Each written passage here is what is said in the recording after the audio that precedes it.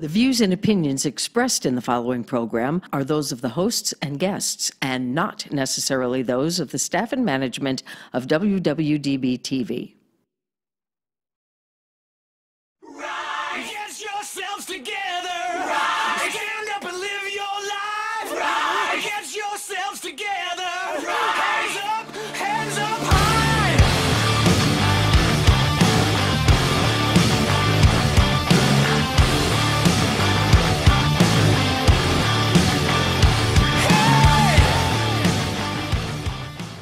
Welcome to the Rise Above show. I am Joe Perroni. I'm Heidi Mancini, and we have a special guest today, John Gartner. Yeah, let me tell you who he is first. He's a psychologist. He has graduated from Princeton, Ivy League school, and he worked at Johns Hopkins University for 28 years. He's an author of a few books. We'll get into that a little bit later. And he's also the founder of Duty to Warn. Dr. John, are you there? I'm here. Excellent. So how are you doing today? Thank you. I'm good. Well, you know, I think with the way in which Donald Trump is being encircled by the forces of justice, I think I'm actually quite anxious. I'm quite anxious. You know, I'm afraid he's going to shoot his way out. Oh, wow. You know, I was thinking that myself. He doesn't seem like the one who would, you know, sort of surrender, you know, and go peaceably. So I think we're actually in for a rough ride, given the nature of his mental illness, which I know we're going to talk about. Right. What he wants to do is strike back in a powerful and destructive way, and he's not inhibited by any conscience. So basically, like in a bar fight, anything he can grab in our federal government to attack his enemies and defend himself, he's just going to rip up the place. So in your business, do you ever use, say, Trump as a poster child, so to speak, for narcissism? Because he seems to be just the perfect one. Like if I have a client and I'm trying to talk about how somebody devalues, well, let's go with, like, they idealize somebody and they put them on a pedestal. And he does that with every person he works with, right? Like, yeah. The person he picked is the greatest person. Right. And then from they're going to do great with him, things. And then they're the worst person. Which right, is very and then the first second something goes itself. wrong, or he throws him under the bus. Right. So, yeah, no, that's a very personality. See, the thing is, he actually has something much more rare and much more severe than mere narcissistic personality disorder. It's actually a disorder called malignant narcissism that was first introduced by Erich Fromm, the famed analyst and humanistic psychologist. Right. He himself was a refugee from Nazi Germany, and it was his sort of mission to come up with a way to understand dictators like Hitler and Stalin and other murderous dictators. And so he came up with this three-part personality, sometimes called the toxic triangle, but it's actually a fourth part as well. One is narcissism, which we don't need to belabor, but the other is paranoia. So it's this projection of evil onto anyone who disagrees with him, or, you know, the way he demonizes immigrants, you know, or Muslims, that he really sees them as infesting, you know, in some malevolent way, and always feeling aggrieved, always feeling like he's the victim of some kind of plot. So that's the paranoia. And then the third component is antisocial personality disorder, or sociopathy, that he's a psychopath. He has no conscience. He's a grifter. He's a mob boss. I mean, he's someone who routinely violates the rights of others, exploits others, and has no remorse about it. You know, he's a predator. And then the final component is sadism. Right. But these are actually people who actually take pleasure in harming other people and scaring people and degrading people. And so the ways in which he's sort of giving us all, you know, a heart attack and you know, the stress symptoms. You know, with all the stress we're under, we're all having different physical and mental symptoms. But at some level, I think he actually enjoys the fact that he's torturing us because he is a sadist. And I think we see that even in some of his sexual behavior. You know, he's very aggressive and destructive towards a lot of these women. So, you know, this is what the problem is, that he's going to lash out in a way that actually the destruction he's going to do isn't a bug, it's a feature. It's actually part of the fun for him is to really wreak havoc and destroy. You know, I was thinking too, okay, so narcissistic personality disorder is a personality disorder, obviously. Mm-hmm. But have you ever considered that it also could be a mood disorder? Yes, that's Yeah, an excellent point. Yeah, I think because he's in the very sense of hypomanic as well, and that's I wrote about that in the New Republic, but it's something we don't talk enough about. good, His tweeting in the middle of the night, or early in the morning, and sending out 25 tweets. I think he is hypomanic, and that makes him even more dangerous because it makes him impulsive, right? and it also helps. Eric Fromm said the malignant narcissists shade towards psychosis. They begin to believe their own delusional thinking and kind of inhabit their own world. But when you add the hypomania, it makes them more prone to impulsively act out on this distorted reality. So I think what you're saying also is we have a guy like this, if he is feeling anxiety or he feels like he's being attacked or maybe there's some depression, to make himself feel better, he will actually try to hurt other human beings. Correct. Okay. And an example of that is I had the displeasure of writing an introduction for a book about his tweets, and I had to read thousands of his tweets, and it's just extraordinary what a high proportion of them are just like the meanest thing you could say to anybody, but in a kind of a dumb schoolyard way. You know what I mean? But the sheer quantity of them.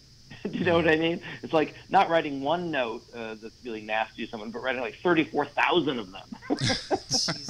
What's disturbing to me, John, with Trump is that there's so many people that agree with him and they like him. And that really bothers me probably more than Trump himself. It almost makes you feel kind of scared. I just had this conversation with a client earlier that, I'm very careful now what I say, who I say it to, because it's caused me to lose friendships, it's caused me to lose clientele. And these people really think that he's great, and that's scary to me. It is scary, and it's part of what these demagogues are able to do. That is their talent. And whether it's Milosevic or whoever, these dictators manage to basically whip up a crowd, and it doesn't have to be the majority. Somebody once said, never underestimate the power of a committed minority to take over a society. But it's a cult of personality, and so all rules are suspended for this charismatic leader. And that's actually the state we're in. It is a kind of cult, right? I mean, these leaders, Mussolini, Hitler, they all created cults of personality around themselves, where all the moral laws were suspended. This is the situation we're in now. I actually have a theory that it goes back to primate genes. That if you look at Jane Goodall, she observed these chimpanzee communities. Once they split into two communities, one community would have some charismatic male that would get the other males excited, and they would go down into the other community and kill their males and take over their land and their females. And so the community that had that kind of murderous leader, their genes got to move on. And I think that's kind of what the demagogue is appealing to. He takes a society that's integrated, with Serbs and Croats, or in this case, immigrants and non-immigrants, and he basically splits them apart and says, wait a minute, our genes are being threatened, and you need a murderous champion to protect our genes. And so then they'll forgive him anything because it's survival. Only one of those two troops survived, is my point. And I think it's that primitive, and that's why these demagogues are able to activate these very primitive programs deep in our limbic system. Interesting. One of the things I was thinking about, as a psychologist, does it worry you that Trump has somehow connected with a group of people that now think that he's like, this is the epitome of masculinity? Like, I see that all the time from either older men and younger men. They seem to think that now yelling people down, putting them down, and being openly aggressive is somehow masculine. And the way I was raised was walk softly and carry a big stick, right? Like if you're an emotionally dysregulated human being, that's the furthest thing from masculinity I can possibly think of. But it seems to me our country is moving to a thing of the more traits of borderline personality you have, the more manly you are. I think that's very disturbing. Yeah, well, I think that, what you see, we've seen this in statistics too. A rise in hate crimes, a rise in I don't know if they've been studying sexual assault. Actually, I don't know about that, but I know there's been a rise in racial hate crimes. But in other words, people being unleashed to act out their aggressive fantasies. And you know, you saw this. You did see this, say, for example, with Hitler, the brown shirts. You know, whenever you watch a movie about World War II, right? These people who are just, you know, members of the party, you know, come see a rally from another, another party, and they just start beating everybody up. You know, the way Trump kind of incited violence. You know, a lot of people who don't even talk about his diagnosis say, look, he's dangerous. He's inciting the mob to violence. You know, when he'd say, you gotta punch him in the mouth, I'll pay your legal bills. John, I think he's flushing out the cockroaches. That's very serious stuff. You know, I think, John, I interrupted you before. I didn't mean to. I think that he's flushing out the cockroaches. It's almost like the bad behavior is acceptable now because, well, the president does it, so now I can act accordingly to, you know, whatever the aggression is. And I see it a lot more towards, you know, women. Do you? Have you seen that? Yeah, and then there's a lot of, you know, I'm not into this Me Too thing. That's a totally different subject. I'm not supportive of that. But it seems that there seems to be a little bit more aggression or acceptability because, you know, the way he talks about females and he treats them. And I'm not around men like that. I try not to be, but... But now you're keeping your mace in your purse. Well, you know, actually there is research that shows that when the leader of a society changes a moral precept, it's more quickly absorbed into the populace. One of the examples of that actually is when the government basically started the uprising of the Hutu killing the Tutsis, and they were just broadcasting on government radio over and over again, and the president saying, you know, if you're loyal, you know, kill the Tutsis. And it just became a mass hysteria, and people started killing them. So actually, there is a danger that when the leader is enabling aggression, things can go real south real fast. Yeah, he uses that bully pulpit, so to speak, for some really bad reasons, it seems like. Absolutely. So let's get into the Tarasov law, or I think you call it duty to warn. Let's explain to some people, or let's have you explain to people what that is exactly. Yeah, well, the original Tarasov law, where we got the term duty to warn, was a case of a psychologist where his patient mentioned that he revealed that he was contemplating or planning to kill his girlfriend, and the therapist didn't know what to do because he had confidentiality, so he did make some efforts to save her, but he never warned her, and he then successfully killed her. So it then became the law in all 50 states and in the ethics of all mental health professions that if you have some sense that someone is in danger, now this is usually about one of your own patients, right, but the principle being that you have a duty to warn them. Well, what we're saying is that Donald Trump is not our patient, but because of our psychological understanding, we realize how much risk the population in general is, and we feel the same ethical requirement that we would feel to warn one person to warn 300 million people that this is not a drill. This is actually a madman in the White House. And so that's where we got the mission for our group and where we got the name. And I have to say, I do feel a certain satisfaction that I think that the mission's been accomplished. I think that the word has gotten out, not only because of our efforts, but because it's so transparently obvious that we're not the only ones saying it. But I think at this point it's sort of baked in that people understand that we are dealing with someone who's impulsive, who's narcissistic, and who's dangerous, and who's destructive. Now, what do you say? And who's deteriorating. Yeah, he's getting worse by the day. But yeah, and that's very important, actually. Everybody thought he was going to pivot and become more presidential, but instead it's actually the opposite. We've been in a downward spiral where he's gotten crazier and crazier and been more and more, uninhibited in acting out in destructive ways. As he's under pressure with this Mueller investigation and all these investigations, Cohen, and that he's going to feel the noose tightening, that I'm quite worried about what he could do in this time frame. This is, I think, a place of real maximum peril. People need to understand that he's not just a static bad quantity. This is actually a situation that's deteriorating. So what do you say to the people that would they would question the ability of a therapist to do an assessment on somebody that they have not personally seen. Right. You're referring to the Goldwater rule. Right. Actually, it's interesting. The history of the Goldwater rule is that a magazine that is now defunct, in part because they got sued, wrote an article saying that Barry Goldwater was, that 1,000 psychiatrists think Barry Goldwater is mentally unstable. And actually, people were very worried about whether Barry Goldwater was stable. So it actually had some influence. And after he lost the election, he sued the magazine and won. I think he got $75,000. So at that point, the very first ethics committee, actually, that the American Psychiatric Association had, said, you know what, people really shouldn't just, as it turns out, it was actually more malpractice on the writer's part because he didn't actually accurately report the data. But people shouldn't be making casual or reckless statements that they can't back up, they don't have support for. Because at that point, the predominant diagnostic system was Freudian. So the analysts were saying things like, well, he's been scarred by his potty training, or he's a latent homosexual. So they were kind of like wild theories without any basis that they felt that discredited psychiatry to kind of throw out those terms when you wouldn't know what his potty training was like if you hadn't actually treated him.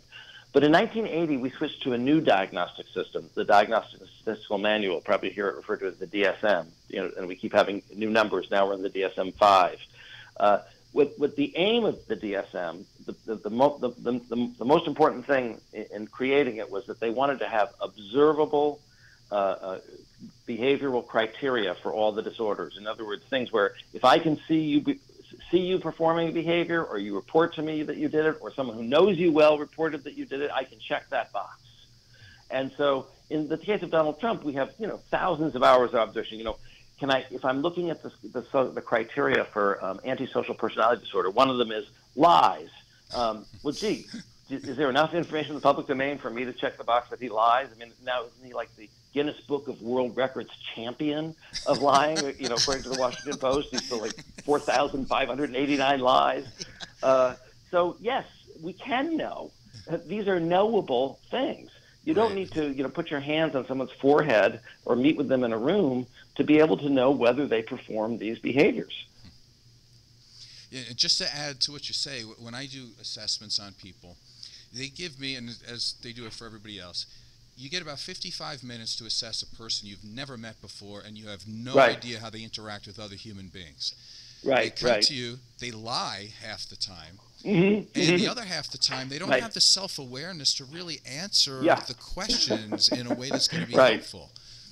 So that's such a good point, because I always say it's not like the psychiatric interview is the gold standard of diagnosis. In fact, statistically, it is inferior in accuracy to talking to significant others, informants, because just as you say, you're just meeting this person, and of course Donald Trump would lie to me and snow me, and so it's not like I would learn that much, but we know so much about his behavior, so much from so many informants, basically hundreds of informants, and we've observed his behavior ourselves, and we've read his tweets ourselves. So I know more about Donald Trump and his behavior than all my patients put together. I don't walk around with them all day and see what they do and read their social media tweets,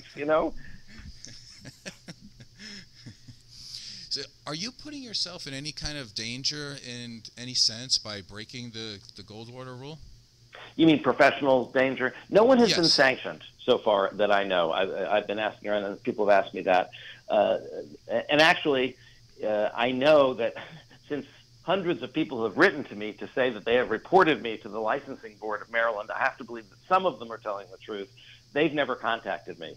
So I think they've made a decision that they're not going to pursue that. So far, no one has been sanctioned. I mean, what I did get when I went on Fox News was about 20 death threats. Great. So my advice to you is don't go on Fox News. There's your First Amendment right there, right? Well, exactly. No, I mean, I think one of the things we're also seeing is the use of intimidation against people who are expressing their political opinion, or against the press for reporting the truth. There really is this kind of, what's the next step? Where you're in Russia, where they kill journalists who report the truth. So there is really a threat level to the First Amendment. You're right. So are you worried at all, professionally or otherwise? Not really. Not really. They haven't called me before the board yet. They haven't called anyone else. I'm not worried about that. And actually, after I didn't do Fox anymore, the harassment has kind of died down. I'm worried for the country. You know, I'm just worried for that some really catastrophic things may happen over the next couple of months, and people just need to take that anxiety and that energy. They need to focus it on these midterm elections. This literally may be our last chance to avoid a complete meltdown, to at least get control of one branch of Congress that will hold him accountable, that will use their gavel to actually do real hearings and try to gain information to expose this, massive. It's more than corruption. I mean, he is working for Vladimir Putin. We have been taken over by a foreign enemy. It's like, Yanukovych. He's a puppet president working for Putin. We're an occupied country. It's like Washington is like Vichy France, and if we don't win these midterms, then they will be empowered to completely abolish the democratic institutions. They'll just keep knock them down with a bat. I just hope they're not going to hack the vote. I think if they don't hack the vote, I think the Democrats will win the House of Representatives, and then there'll at least be an ability to hold him accountable and or impeach him.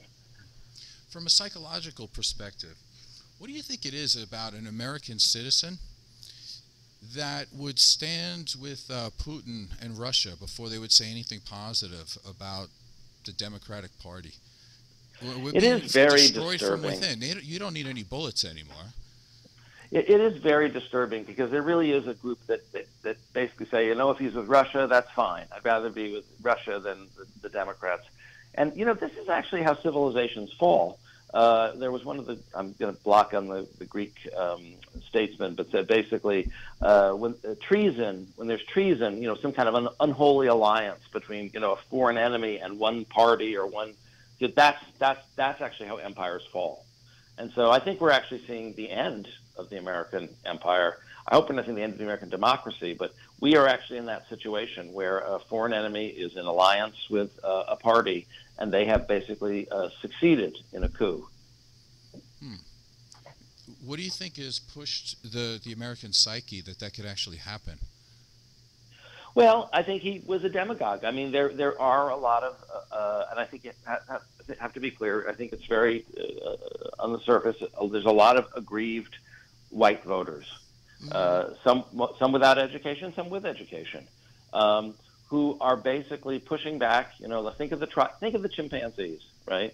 Okay, and they feel like this was a majority-ruled white nation.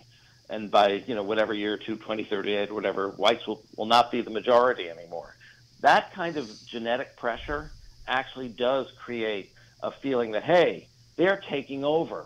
We're just going to stand for that. And so he's tapping into that anxiety and that anger, and that then becomes primary. Like with the example of the chimpanzee, you don't care what else he's doing. He's going to lead your team to win, and the other team is going to, disappear. So you're in for a dime, you're in for a dollar. You're behind him. Well, the underlying racism that's in our country too.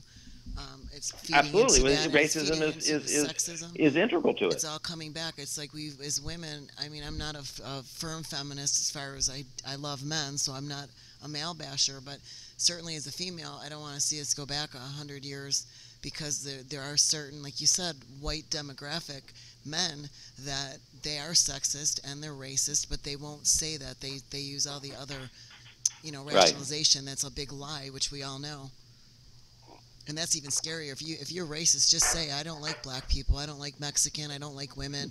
Just say it, but don't look for other reasons to dislike somebody that are not even legitimate. I think people my age thought all this was settled with Martin Luther King, and now we're just kind of on a glide path to, I don't know what, European-style socialism, perhaps. But, race has been, the original sin in America, and we just never seem to be able to get over it. I think the other thing, too, that I just find so disturbing is this anti-immigrant, not only rhetoric, but, that they're being roughed up, put on buses, separated from their children. This country was built by immigrants. Right. If you want to, and I wrote a book called The Hypomanic Edge, And it was about what counted for America's character and her success was that we were a nation of immigrants. The people with the energy and the restlessness and the ambition and the get up and go to get up and come here are actually a special breed. Only 1% of the world emigrates. So you take 1% on a normal curve, right? At the very, very end of the tail, what makes them different? Their energy, they're willing to take a risk, that they came here. And so actually then these people are more entrepreneurial. The countries that are the highest in new company creation per capita are America, Canada, Israel, and Australia. What they have in common is they're all nations of immigrants. Those are also the highest in bipolar disorder. So these people with this restless energy, which, by the way, Donald Trump has as an entrepreneur, and I think Bill Clinton had. I wrote a biography of him where I analyze him as hypomanic. So you can use that power for good or you can use it for evil. But that energy comes from the immigrants. And Andrew Carnegie, who himself is an immigrant, said that immigration was the golden stream that fed the American economy. And he said if that stream ever dried up, then we would economically decline. So actually, by pushing immigrants out, we're actually pushing out the people who would come here and with energy and ambition and hard work and add value to society. So it's really sad to see them being demonized and persecuted. That's the other thing is, these kinds of leaders really do persecute and terrorize minorities. And, we stopped that child separation policy, but they were building camps in the desert in these military bases with the expectation that they were going to separate 100,000 to 200,000 children. They were ready to go mass production on this. Think about that. Yeah, and they have a lot of support for it, too. That's the thing that scares me. Yeah. And people that live in this country, most of us, we're all immigrants. We've all come from somewhere. My grandparents came from Italy, Germany. So, when I hear people say that send them back to their country, I even told a gentleman, I said, then you need to go back to where you came from, if that's exactly how we're getting in this country. Yeah, little known fact, actually, Donald Trump's father was actually born in Germany, came to America, and then he decided to go back to Germany to resettle, but the Germans decided they didn't want him because he was such a scoundrel, so they forced him to be deported back to the United States. Oh, my gosh. John, we have to take a quick break, and we'll be right back. There are many insurance companies out there, but none can compare with McDonough Family Insurance. We take time to get to know each and every customer's individual needs. We want you to feel like part of the family and pride ourselves in protecting what matters most to you. Our agency offers all types of insurance, including life, auto, home, health, renters, and business owner policies. We strive for excellence each and every day to make sure that whatever situation arises in your life, you can feel safe, secure, and confident. One call to McDonough Family Insurance Agency will make your world brighter. Call us at 702-684-6989. That's 702-684-6989. We're always here with a smile and ready to help you. McDonough Family Insurance Agency, the company that cares. Welcome back to the Rise Above show. I'm Joe Perroni. I'm Heidi Mancini. And on the line we have Dr. John Gartner, a psychologist. Doctor, tell everybody where they can reach you. You have a private practice, I believe, in New York City and in Maryland? And Baltimore. Right. Did you want to give out your number so people can reach you? Sure. Well, they can just go to my website, johngartner.com, and they can reach me that way. Okay. All right. So I know you sent out a thing online that psychologists and therapists could sign. Yes, that's actually what kicked this whole thing off, actually. Very, very soon after the inauguration, I felt I had to do something, and I put a petition online exclusively for mental health professionals, but because it was online, we couldn't control everyone who signed it, but saying basically that we believe that he was dangerously mentally ill and needed to be removed under the 25th Amendment. And we very quickly had 75,000 signatures. And so that petition then actually got news, so it became a story. And so that then generated sort of magazine articles and newspaper articles about this movement. And then we just kind of kept going from there. We had some, on October 14th, we had meetings in about 15 cities. different mental health professionals speaking. Actually, my son just came back from France. There was a French film crew there that I never knew if they produced anything. And he said his uncle said, "Oh, yeah, I saw your father on TV." He said, "Well, I was only mildly surprised."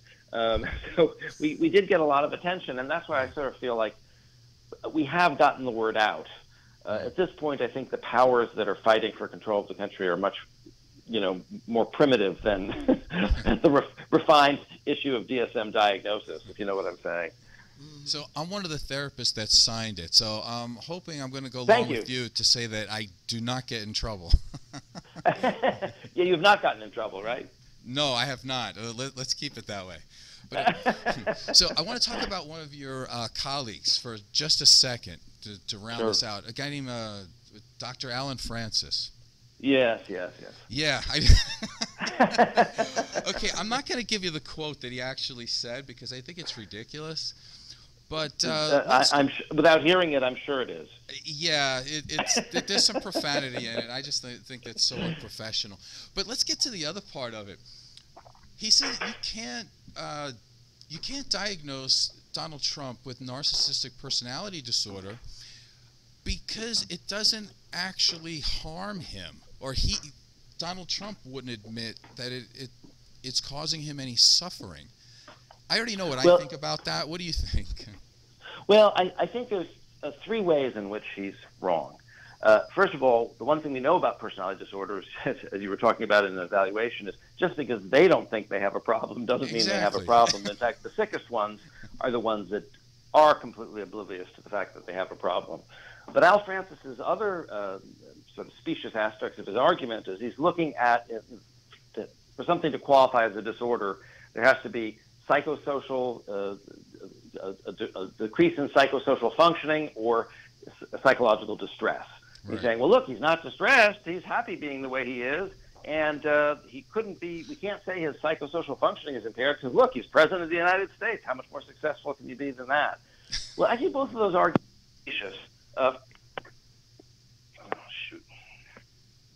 Oh, God. Hello? I'm sorry. Oh, okay. I thought we lost you. I apologize. We did lose you. Okay.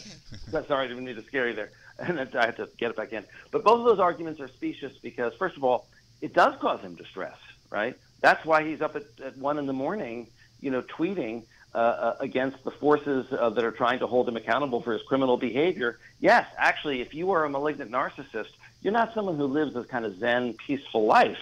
You're in constant battle and combat and conflict with the people around you. So it causes you a lot of distress. You think it's all their fault. But, constantly, we know from people who work with him in the White House that he is constantly erupting, screaming, enraged, and they're all kind of tiptoeing around him. But he's like a Mount Vesuvius of rage. So so Al Francis is wrong there. We'll check that box. He has psychological distress.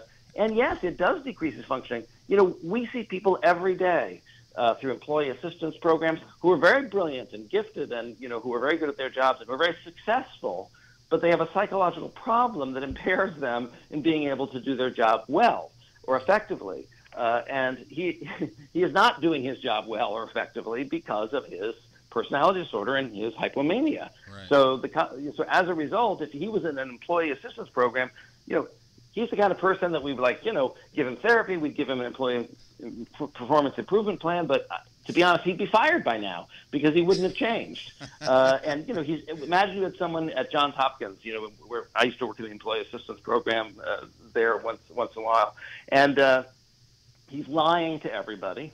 Okay, he's like attacking everyone else in the workplace. Right. We find out he has a history of sexual assault and kind of shady criminal behavior, and he's getting into conflict with everyone. I mean, this is the kind of person who would be drummed out of their job, whatever it was. CEO, it could be CEO. No CEO would get away with this. He's actually found the one job where there is no accountability other than impeachment. So this Alan Francis, can we say this about him? Most likely. He's saying that he's the one who wrote the rules for diagnosing personality disorders. He did not.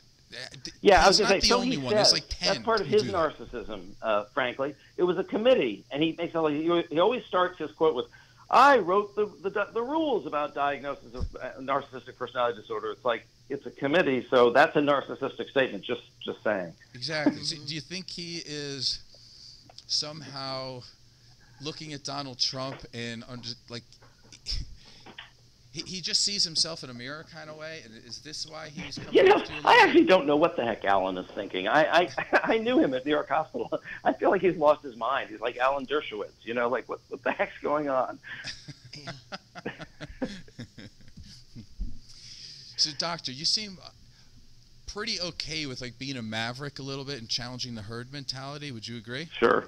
Yes, I was born that way before it had any constructive use. Where do you think you got your biggest influence to be a maverick from? Well, that's a great question. Well, I think I do have the maverick genes that I was talking about. But it's true. My mom was actually one of the founders of the National Organization of Women. She's actually a little footnote in the history books, but during their first demonstration was the demonstration at the Waldorf, the Oak Bar, where they didn't seat women. So they made a reservation in the name of Dr. Gartner, and when they wouldn't seat them, they, protested with signs. They were wearing like fur coats, and they looked like very elegant women who should be admitted to the Oak Bar. So there's that. And then my father was sort of a crusader too, come to think of it. He had different causes that he would champion. So yeah, I guess that's sort of in our blood. But this is actually something that I never would have taken on if it didn't feel like an emergency. I mean, I've never been politically active, for example. The last politically active thing I did was collect, signatures against the Vietnam War at Central Park in 1974. So this was really an emergency. It wasn't. And actually, unfortunately, things are evolving in much the way we feared and warned. So things are getting into very, very dangerous territory. And it was the extent of the danger and the fact that as mental health professionals, we could see it more clearly, perhaps, because of our training, that just did make it imperative morally, that if you see something, say something. This is a matter of national security. Now, when I'm with a client and I'm dealing with somebody that's a victim of narcissistic abuse, mm-hmm. one of the things that I would try to do is I want to wonder why they're attracted to that type of person and why they stay there. And typically it's some type of codependence, it's victimhood, it's a long list of things, as you know. So let's extrapolate that to the country. So if we have a president who is the poster boy for being a malignant narcissist, right? The people that attach themselves to that are the people that I'm worried about more, right? Like, and I agree with what you say. Like, he is a clear and present danger because of his position, no doubt. But if we had a healthy electorate in this country, he would just be some whining jerk, just babbling in a corner by himself. Yeah. It's the sickness of the United States of America's electorate that has given him that kind of power. So can we talk to the electorate in a sense? What's really guiding them? It is really breathtaking, and I think we all feel like we've gone through the looking glass. And I'm old enough to have lived through Watergate, and it's like people were capable of being shocked then. You know what I mean? It's like when they heard the tapes, that changed everything. You get the feeling here was that there's no tapes of any kind that could change the blind loyalty of these people. So it's very disturbing. I think one of the secrets to it is the propaganda of Fox News. It used to be, everything we learned about Watergate, we learned from either watch the hearings on ABC, NBC, or you read about it in the New York Times, the Washington Post, but it was all legitimate media. The so-called fake news is actually the only real news. And Roger Ailes had the idea, I think he had it in the 80s, that they should come up with basically a propaganda channel for the Republican Party. And so anyone I talk to, sometimes they're people who I respect, who are intelligent, who are educated. I talk to them about Russia, and they say, "Oh, isn't that just kind of a hoax?" Or, isn't that, and you realize they're repeating a tagline from Fox. and or from Trump's Twitter feed, but they reinforce each other. And so it's actually, you're probably familiar with the idea of social inoculation of an idea. You know, if you give someone a weak strain of an idea and then all the arguments against it, they're now resistant to that idea. And so what Fox does very cleverly is they get kind of liberal punching bags on there, or someone who sort of expresses the liberal point of view, but in a very weak way. And then they have all these people sort of ridiculing them and kind of showing how ridiculous it is. And basically, if you watch Fox News, it's like, you know, those science fiction things where, like, you know, if you eat the fruit, then you become a zombie, and, you know, whatever. You know, or if you, you know, if you watch Fox News, you are actually in the vortex of propaganda, and you actually now are cut off. You're actually cut off from facts. Yeah, it's interesting. Do you remember the movie or the book, 1984? Yes. So freedom is the freedom to say 2 + 2 = 4. You remember that part? No, actually, I didn't. That's a good one. Okay, well, let's go over that for a second. So freedom is the freedom to say 2 + 2 = 4. Mm-hmm. But if you torture somebody enough, right, and you can make them say anything you want. So yeah. I'm noticing, like, in our society right now, it's like, okay, so we can have this really good and productive conversation. When I leave here, I'm going to be dealing with people that only deal in propaganda, in lies, in it's ridiculous. It's a really strange thing that they could get together and somehow psychologically manipulate millions of people to the point where I think Giuliani even said it the other day. Truth is not the truth. Right. You know, right. and even that Trump sounds said, like "Don't a believe line your eyes from and ears." 1984, doesn't it? Doesn't that sound like he stole that from 1984? Truth is not truth. You know, like, it sounds like it, because even a couple of weeks before, when Trump said, "Don't believe your eyes and ears," that's exactly. Now, I'm not going to give him the credit to say he actually read the book, because I really doubt that. But the process is the same. It's manipulating. Well, I think the author understood the nature of fascism. Right. That actually is what has to happen. Is and they have, I think, this parade. Maybe that's Animal Farm. I think where the pigs that are taking over the society are marching with these signs that say, you know, truth are lies. You know, like war is peace. Exactly. No, that's you're exactly right. That's from 1984. But, you know, how many conversations have you had with people in person or on Facebook where you will say that, okay, it's whatever, you'll name a fact. You can say when Obama left office, he had 75 months of job creation, and they'll go, fake news. I'm like, it's verifiable. Like, it's verifiable. Like, they can't even understand a fact. It's like looking up in the sky, and it's a perfectly sunny day, and you go, it's a sunny day, and they go, nah, it's raining. Like, I know it is quite frightening. I mean, maybe Abraham Lincoln was right. There's you can fool some of the people all the time, but this is a group of people who now are a very powerful political force and being manipulated by a very evil leader, and it is terrifying. Is it possible that when Trump, maybe about 2 years ago, said, I could shoot somebody in the middle of Fifth Avenue and not lose any support? Yeah, is it possible that he really did have his finger on the pulse of the sickness of the electorate in the United States? And maybe he's intelligent in that way. Yes, I think you're right. It's in a way, I mean, even though he seems cognitively impaired, that's one of the other articles we've written about in terms of real signs of pre-dementia in him. Yet, despite that, there's a genius that he had. In terms of realizing that if I become the demagogue of these disenchanted white people, they'll forgive me anything. I can say anything, I can do anything, and they'll still follow me. He got that. He got that before that idea even seemed possible. So you got to give him that one.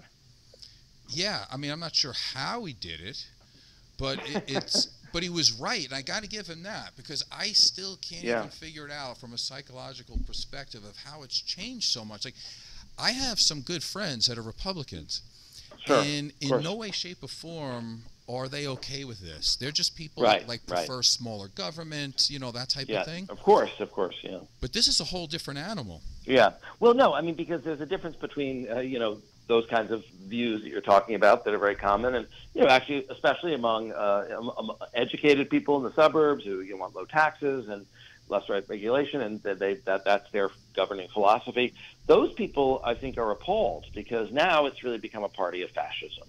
And I think all those people have fled the party, actually. You see it at the intellectual level, right? You see, all the people who have left, David French, Max Boot. I'm trying to remember all the people who have, George Will, Steve Schmidt, who have, resigned from the Republican Party. But you know what? They don't need them. It's apparently this vortex is so powerful they don't need the traditional Republicans, and they feel like they don't need the Chamber of Commerce, who's going crazy over these tariffs. They're saying to the business Republicans, to hell with you. We don't need you. We've got the mob. Does it remind you of the Know Nothing Party way back when? Well, yes, but I mean, to be honest, I'm not. My depth of the Know Nothing Party is not that much more than nothing. But what I do know about the Know Nothing Party is it didn't take off. So here's something interesting for you. So we're broadcasting right now from Las Vegas. And in rural Nevada, there's really no mental health services, very, very little. So many of the clients that I treat are through teletherapy. Me too. And of course, I don't do the political thing with them at all, but I'm a human being, so I hear it. Comes up, of course. So most of the time they're in rural areas. 100% of the time they're on Medicaid. And I would say 95% of the time they're all Trump fans because they can't stand government intervention and they don't like people who bleed the system. But they're on Medicaid. Right, that's my point. Like, so, I mean, I don't mean to make fun of my own clientele because I would never do that in, to their face. But I'm sure they're on it legitimately, and I'm glad they're getting the services. But it seems irrational then that they would resent the program that they're benefiting from, right? As if they're getting somehow ripped off, Right. So you're originally from New York? It's wild. What'd you say? You're originally from New York? Yeah, absolutely. New York City. So I am too. How do you get an educated person from New York to somehow connect with people in rural areas without seeming condescending? I know what you're saying. I think this is an enigma people have really been trying to solve. Like how can we get through to these voters? And you know what? I have a different thought about it. I think we have to accept that we cannot get through to these voters. We need to overwhelm them at the polls so we can restore some sanity to the, there's like a madman, flying the plane, you know what I mean? And we just want to get into that cockpit, right? And just take control of the wheel so that the plane doesn't get crashed. We're not going to convince them in 2 months, that they should vote for the Democratic representative. But what we need to do, and I think this is very important, is motivate our base. And I hope these kids in college are going to come out and vote. I think that women are going to come out and vote in record numbers. They are definitely energized, black women and white women. And I think the white women, some of them voted for Trump. I think they're solidly against what he's doing now, and they're crossing over. So I think that this is this is at a stage where now we're at war. You don't say in the middle of war, well, maybe if we talk to some of the Germans, maybe we could sort of hash this out. No, you got to win. Okay, this is existential. Do or die. Where you have to sort of fight them in the beaches, fight them in the streets. We have to win. Yes. Otherwise, really all is lost. No, I agree with you. There's a great book. It's got to be, 60 years old now. And you actually referenced him before. Is Dale Carnegie? Yeah. How to Win Friends and Influence People. I'm sure you haven't picked up that book in like 30 years, but the parts in it that I really remember are that when you're trying to create something with somebody or you're trying to come to some agreement, what you do is you talk about the things you already agree with. and you meet them on that area, and then you give them compliments, right? And then you move from there. And I'm like, well, I don't know if Dale Carnegie had to deal with the level of, you know, I mean, we glorify being uneducated now. I think that's a problem. That's a little perverse in itself. And you know, and the level of narcissism that I think rose through a lot of things, including social media. Mm-hmm. That I'll be the one to say it. I think that great book by Dale Carnegie is probably almost obsolete at this point, and I think your way is the better way to go. What do you think? Well, he's certainly sold enough copies to feel like he was a success. But I think the thing is that you're really it reminded me of the research I did in the 70s on cults, and how the only way to get your kid out of a cult was to hire this guy, something Patrick, and he would literally kidnap your child out of the cult and lock him in a hotel room and force him to talk to you. You know, they force him to read, here, this is what the scriptures say. This is what the teacher said. Why don't they go together? And sort of deprogram them for 3 days before finally it would sort of occur to them, what have I done? This is crazy. Because the totalistic environment they're in keeps supporting their crazy cult beliefs. And I think that's where Fox News and social media and living in a rural area where your peers are Trump supporters, you have a kind of hermetically sealed, package here, right. Where you're just not going to be able to break through with a kind of with a Dale Carnegie move. With all respect to Dale. Yeah, that's obsolete. So, Doctor, I want to thank you for being on the show. We only have a minute left, but would you consider maybe coming back at another time? I'd like to talk to you about Bill Clinton and the hypomanic edge and things like this that I've been looking into. Absolutely. Yeah? Yes, absolutely. I absolutely enjoyed talking with you both. Excellent. Thank you very much. So let everybody know where they can reach you and...